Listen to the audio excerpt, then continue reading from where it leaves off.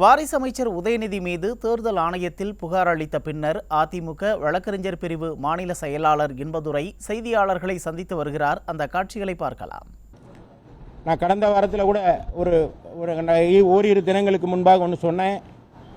அவர் கடலூரில் பேசும்போது பீந்த சிறுப்பால் பிரிந்து நிற்பவர்களை அடிப்போம்னு ஒன்று சொல்லியிருந்தார். அது மாடல் கோட் ஆஃப் கான்டக்டுக்கு எதிரானது. இரண்டு அணியினருக்கிடையே பிளவை உண்டாக்குகிற பேச்சு, ஆபாசமான பேச்சு. இதையும் model code of conduct violation. எனவே அதில் நடவடிக்கை எடுக்கணும்னு கொடுத்து 31ஆம் தேதி நடந்த சம்பவம், அது கம்ப்ளைண்ட் கொடுத்தோம். இதுவரை எந்த நடவடிக்கையும் இல்லை. அவருக்கு அனுமதியே அளிக்கக்கூடாது. அவர் சுய நினைவில் பேசுகிறாரா அல்லது வேற எந்த இன்ஃப்ளூயன்ஸில் பேசுகிறாரான்னு கூட நான் சொல்லிட்டேன். அதுக்கப்புறமும் அவரை பேச விடுறாங்க. அது மாடல் கோட் ஆஃப் கான்டக்டுக்கு எதிரானது. நேற்று முன்தினம் நினைக்கிறேன், சென்னையில் அவர் பேசும்போது அவர் பேசுகிறாரு. அவருடைய வீடியோ ரெக்கார்டிங் இருக்குது.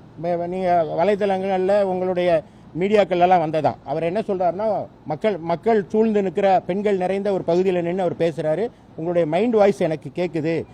மகளிர் உரிமை தொகை எல்லாருக்கும் கொடுக்கல, அவ்வாறு கொடுக்கப்படாதவர்களுக்கு நிச்சயம் கொடுப்போம்னு அவர் விளக்கமாக சொல்கிறார். கிட்டத்தட்ட 1,60,00,000 பேர் நான் அதை கேட்டிருந்தாங்க. 1,16,00,000 பேருக்கு தமிழ்நாடு அரசு கொடுக்குது அப்படின்னு சொல்ல, அது தவறில்லை. ஆனால் எஞ்சிய 40 லட்சம் பேருக்கு ஒரு 4-5 மாதங்களுக்குள் கொடுப்பேன், நானே அமைச்சர், நான் தான் அந்த துறையினுடைய அமைச்சர் என்ற வகையில் உறுதிமொழி அளிக்கிறேன்னு சொல்றது மாடல் கோட் ஆஃப் கான்டக்டுக்கு எதிரானது. அதாவது 123A ஆர்பி ஆக்ட், மக்கள் பிரதிநிதித்துவ சட்டத்தில் எந்த வகையிலையும் ஃபால்ஸ் ப்ராமிஸோ அல்லது பணம், அதாவது ஒருவருக்கு அதன் மூலமாக பணம் கிடைக்கிற அளவுக்கு ஏதாவது செஞ்சால் அது கரப்ட் ப்ராக்டிஸ்ன்னு சொல்கிறான். கரப்ட் ப்ராக்டிஸ் செய்த ஒரு தேர்தல், அது தேர்தலை செல்லாதுன்னு ஆயிரும். அப்போ இது கரப்ட் ப்ராக்டிஸ்ங்கிற தேர்தல் முறைகேடு அப்படின்னு நம்ம சொல்கிறோம் இல்லையா, இங்கிலீஷில் கரப்ட் ப்ராக்டிஸ் அட்ராக்ட் ஆகுது.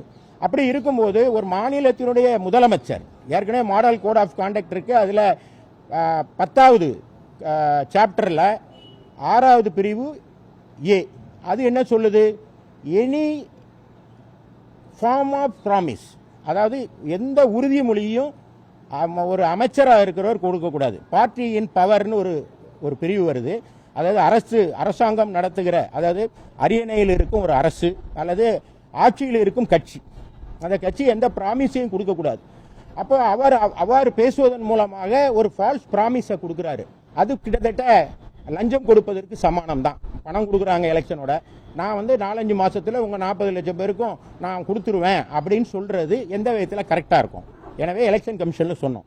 எலெக்ஷன் கமிஷனர் என்ன சொல்றாரு? ஆன்கோயிங் ஸ்கீம்ஸ்னு ஒன்று இருக்கு இல்லையா, அதை நிறுத்த முடியாது. உதாரணமாக ஒரு ரோடு போட ஆரம்பிச்சிருப்பாங்க, ஒரு பில்டிங் கட்ட ஆரம்பிச்சிருப்பாங்க, எலெக்ஷன் நடத்தும் போது அதை நீங்க தடுக்க முடியாது இல்லைன்னு ஒரு வாதத்தை அவர் வச்சாரு. நான் அவருக்கு விளக்கம் சொன்னேன், இது ஆன்கோயிங் ஸ்கீம் தான். ஆனா ஆன்கோயிங் ஸ்கீம்ல 1,60,00,000 பேருக்கு நாமினேஷன் மனு கொடுத்துருக்காங்க. அதுல தேர்ந்தெடுக்கப்பட்ட 1,16,00,000 பேருக்கு கொடுக்குறோன்னு அவர் அமைச்சரே சொல்றாரு. மீதி 40 லட்சம் பேருக்கு ஏன் கொடுக்கலன்னா, முதலமைச்சர் ஈரோட்டில் பேசும்போது ஒரு காய்கறி விற்கிற பெண்மணி ஒரு கேள்வி கேட்டுச்சு, எனக்கு வரலையே அப்படின்னு சொல்லும்போது முதலமைச்சர் என்ன சொல்றாரு? உங்களுடைய கணவர் என்ன வேலை செய்யறாரு? அரசு ஊழியர் அப்படின்னு சொன்னோடனே அது வராது அப்படின்னு சொல்றாரு. அப்படின்னா என்ன அர்த்தம்? அப்படின்னா அதுக்கான தகுதி இல்லாதவங்களுக்கு கிடைக்காதுன்னு ஒரு வாதம். அதுக்கு அவர் பதில் சொல்லும் போது அந்த அம்மா வித்த வெண்டைக்காவோட வளவளன்னு முதலமைச்சர் ஒரு பதில சொன்னாரு. அது வேற விஷயம், அது தவறு. ஆனா இன்றைக்கு அமைச்சர் என்ன சொல்றாருன்னா, அந்த 40 லட்சம் நான் கொடுப்பேன்னு சொன்னா அது ஃபால்ஸ் ப்ராமிஸ். 2 தவறு வருது. 123A நாங்க கொடுப்போம்னு சொல்றது தவறு. இன்னொன்னு, முதலமைச்சர் முடியாதுன்னு சொன்ன ஒரு விஷயத்த நான் தருவேன்னு, நான் அமைச்சர் நான் தருவேன்னு அது சொல்றாரு, அது பொய் வாக்குறுதி. அப்ப 2 காதலையும் அவங்க தகப்பனும் பூ சுத்துறாரு, மகனும் பூ சுத்துறாரு. இது சட்ட ரீதியாகவும் தவறானது. அவை பொய் வாக்குறுதியும் கொடுக்கிறாரு. இதை எலெக்ஷன் கமிஷன் ஏன் கை கட்டி வேடிக்கை பார்க்குது? இது உங்க கவனத்துக்கு வந்துச்சான்னு கேட்டேன். என்னுடைய கம்ப்ளைண்ட் அவர் வாங்கிக்கிட்டு உடனடியா இதுல பதிலளிக்கன்னு சொல்லிருக்காரு. உடனடியாலாம் இல்ல, 48 மணி நேரத்தில் விளக்கம் கேட்கணும் இந்த விஷயத்துல. ஏன்னா அவர் தொடர்ந்து பேசிட்டு வர்றார். அவருடைய பேச்சு கடந்த இதுக்கு முன்னால் நான் கொடுக்குற கம்ப்ளைண்ட் கொடுக்கும்போது அவர் செருப்பால் அடிப்பேன்னு சொல்றாரு. கடமை, கண்ணியம், கட்டுப்பாடு, இதான திராவிட அண்ணா கற்றுத்தந்த மந்திரம். ஆனா இப்ப கடமை கண்ணியத்துக்கு தட்டுப்பாடுங்கிற லெவலுக்கு அவர் தவறா பேசுறாரு. இந்த சூழ்நிலையில இப்போது ஒரு ஃபால்ஸ் ப்ராமிஸை வேற கொடுக்குறாரு. வயலேஷன் ஆஃப் மாடல் கோடு ஒன்று பக்கம், தேர்தல் நடத்தை விதிமுறைகளுக்கு எதிராக எந்த ப்ராமிஸையும் கொடுக்கக்கூடாதுன்னு ஒரு விதிமுறை இருக்கும்போது அதை வயலேட் பண்ணுற மாதிரி சொல்கிறாரு.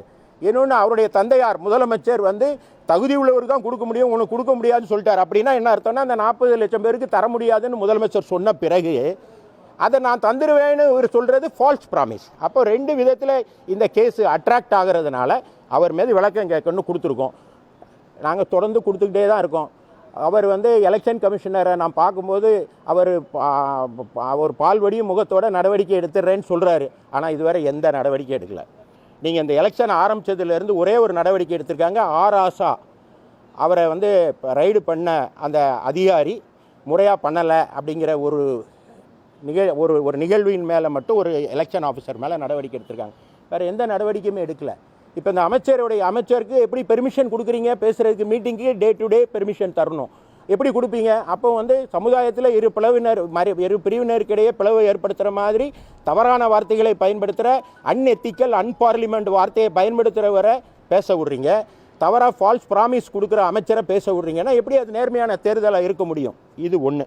இவ்வளவும் நான் சட்ட ரீதியாக சொல்கிறேன். இதில் பொலிட்டிக்கலாகவும் ஒரு விஷயம் இருக்குது. என்னன்னு கேட்டால், இதெல்லாம் யார் கேட்கணும்? எதிர்க்கட்சி கேட்கணும், நாங்கள் கேட்குறோம்.